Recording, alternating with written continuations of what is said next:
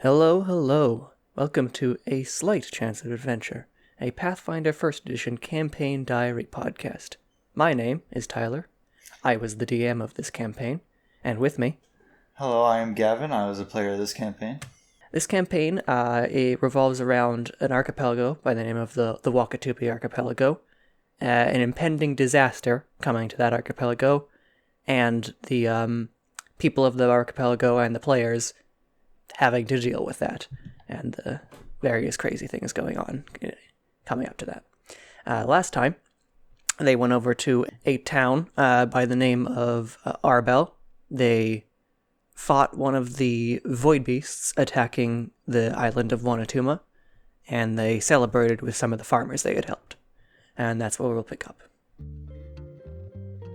So, you guys wake up in the Whiskey Farm, which is the bar you guys slept at, well, tavern, which I have to say, I am actually quite a big fan. I was very proud of that name. I thought it was a cool name. You guys spend a bit of time wandering around Arbell.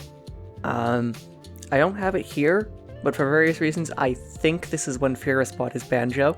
Right. Which doesn't come up this episode, but it will be next. So that's a little foreshadowing. You guys... yeah. You guys also apparently bought some horses to get around the island a bit faster. Rented horses, yeah. I think. And Elika wandered around, learned about the Arcturus shrine in... there was like a kind of park/shrine to Arcturus in this town, because this is where was the main place for Arcturus worshippers. The god of creation, if anyone doesn't remember. Chaotic good. And while she was there, as we've known before, Elka likes drugs. And she asked around, it's like, hey, is there anything weird here? And she managed to find something that we ended up dubbing Mind Fuzz Mold. Like, an old groundskeeper was like, hey, I got some stuff. Here you go. I think I remember the groundskeeper being, like, really sketchy. Oh, it's no. quite possible. No, it was someone else that I'm thinking of. Okay. It sounded like... It was like a priest guy, right? It was like a cleric of Arcturus, and as a chaotic good deity, and they're going to be pretty free. We don't go to the church to pray. Yeah.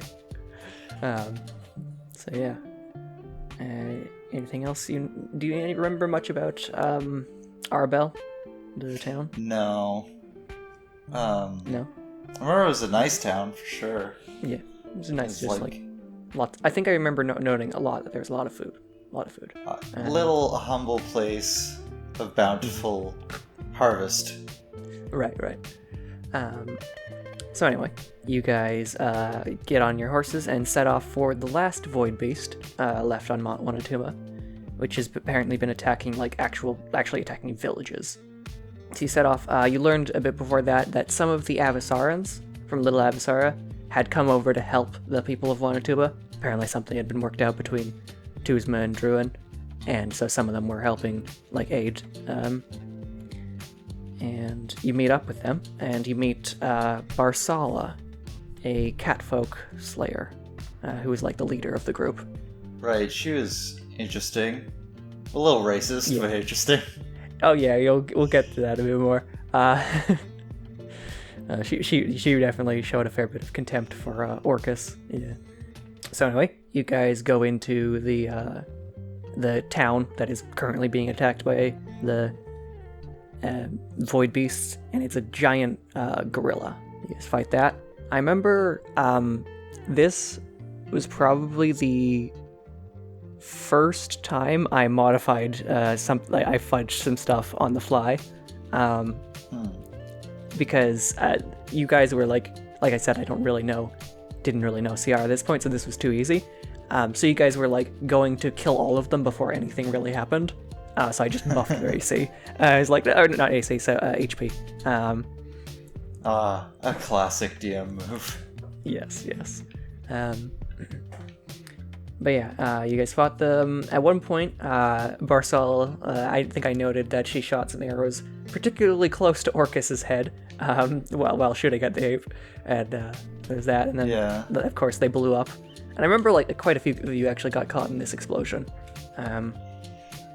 Yeah, I remember it was like really weird because like I think it was like someone didn't attack it, and then because the next person attacked it and killed it instead, a whole bunch of people got caught in the blast radius. Yeah, it's just you guys didn't fully think through the action economy and how stuff, because these things always blew up like It was very like on their quickly. turn. Yeah, it was like pretty much on their turn. But yeah. So yeah, you do that. It says here, Shanla talked to Barshala about her possibly hurting Orcus. So like, you were like, hey, Right. don't shoot our half-orc. Yeah. This one's knight. It was a hobgoblin. I'm sorry. Hobgoblin, I'm being racist. They all look the same anyways. And then also, you guys, so at this point, all of you had kind of gotten an NPC, in a way, like an NPC you particularly vibed with and like interacted with. You had Tuzma to some extent.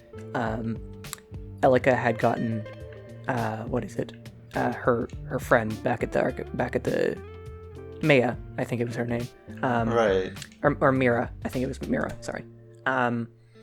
And Orcus, he had like, well, he didn't have anyone, but I knew there was going to be stuff for him, so I wasn't too worried about him. But Furious was a little lacking, and I was like, at this point, I didn't know that the player mostly cared about combat. So I tried to introduce an NPC for him to talk to a little bit, who I was a catfolk by the name of Mulyo, who was just like a young hunter who looked up to Furious and had like snuck. Right. Yeah. Mulyo. I forgot about him. He's pretty forgettable. He shows up like once or twice because like I said, Fierce's player didn't care that much. Like he kind of just said, "Oh hi, Mulyo, that's cool," and then nothing else happened, you know. So I kind of wish we did interact with him a bit more because it would have been just to have like a super fanboy of Furious. Yeah. It was a little funny. I think you guys found it funny, but yeah.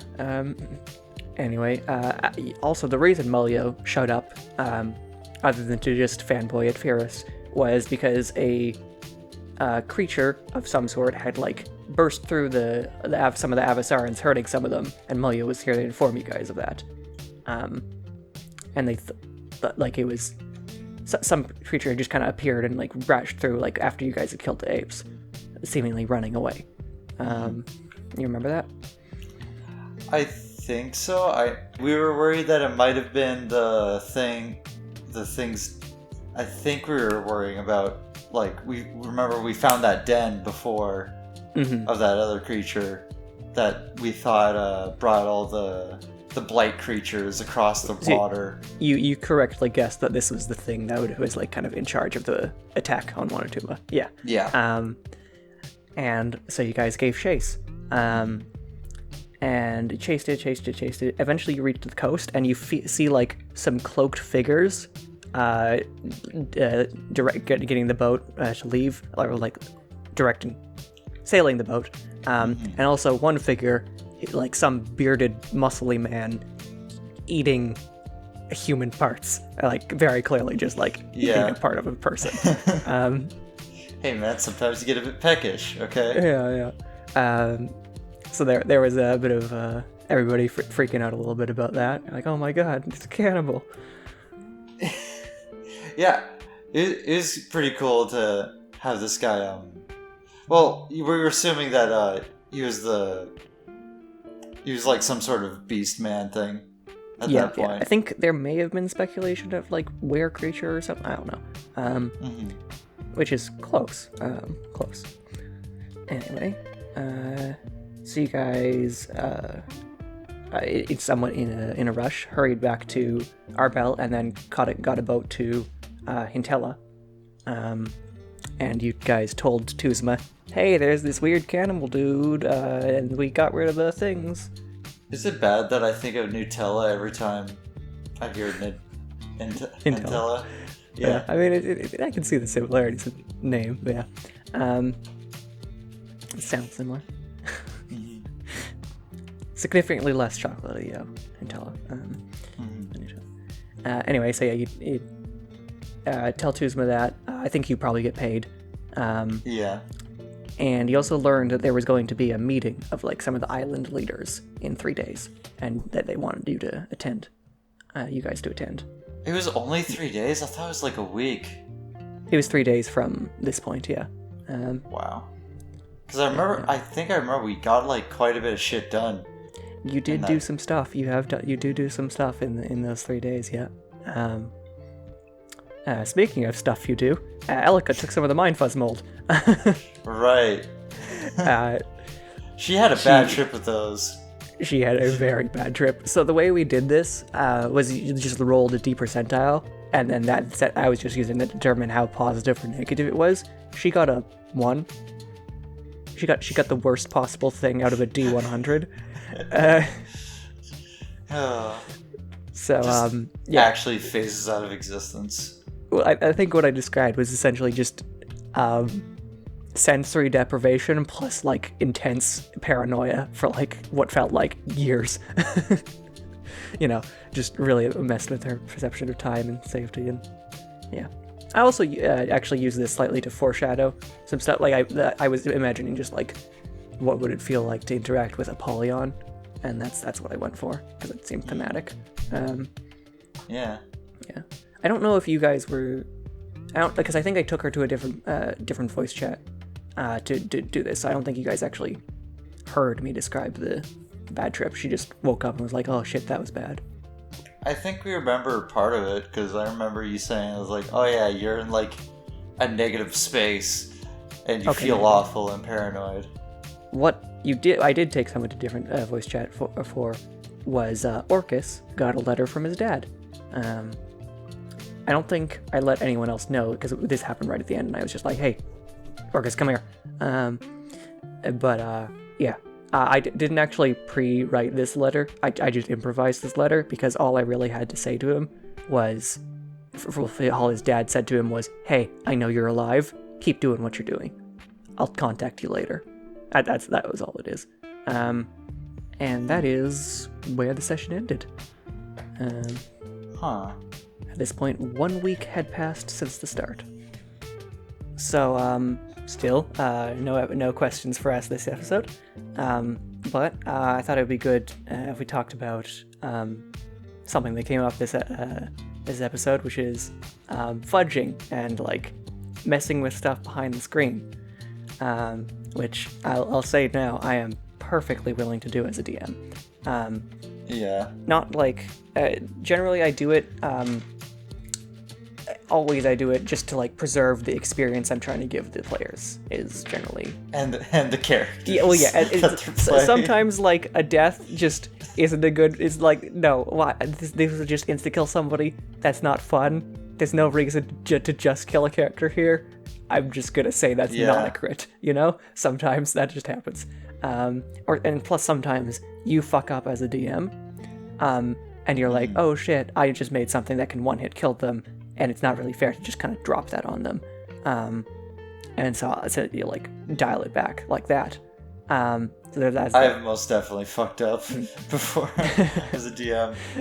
So I've had to change things a lot on the fly. Or just sometimes not have an enemy attack all of his attacks. Yeah. See, I try to avoid getting to that point. You gotta like kind of pay attention, be like, how is this combat going? Can I kill somebody? And then you kind of like divert it before, because you don't want the players to notice, right? The ideal is just like diverting it before the players notice.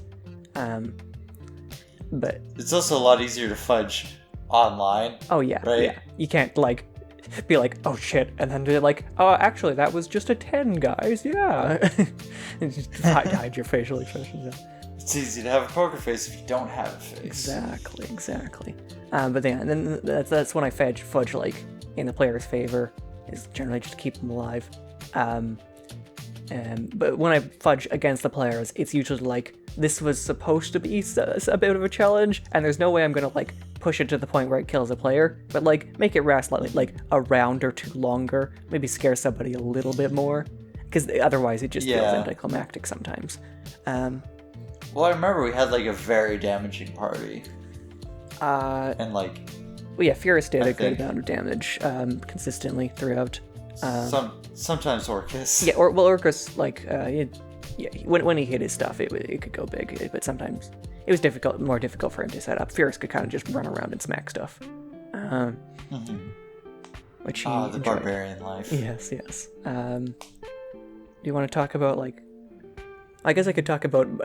do you remember any particular instances where you, like, noticed me fudge something? If it's in a different campaign, you can kind of, like... Okay, yeah. I can't think of something off the top of my head. Yeah, because I know that there was, like... I think it happened more in the second campaign. In the first campaign, we had the MacGuffins to save us. Yes, there's some MacGuffins later on, yes. But in the second one, we made some stupid-ass decisions. Yeah. And I do in a campaign a little ways, the third campaign I've run for you guys, there was a TPK that we kind of just like went, oh, and they capture you. Yeah. But yeah. Which was fun. Yeah. It led to a daring escape. Yes. As for you, I definitely, like, because you were the first person to ever DM for me, mostly. And there were a couple times where it was literally my character who was like, if he hits me, I die.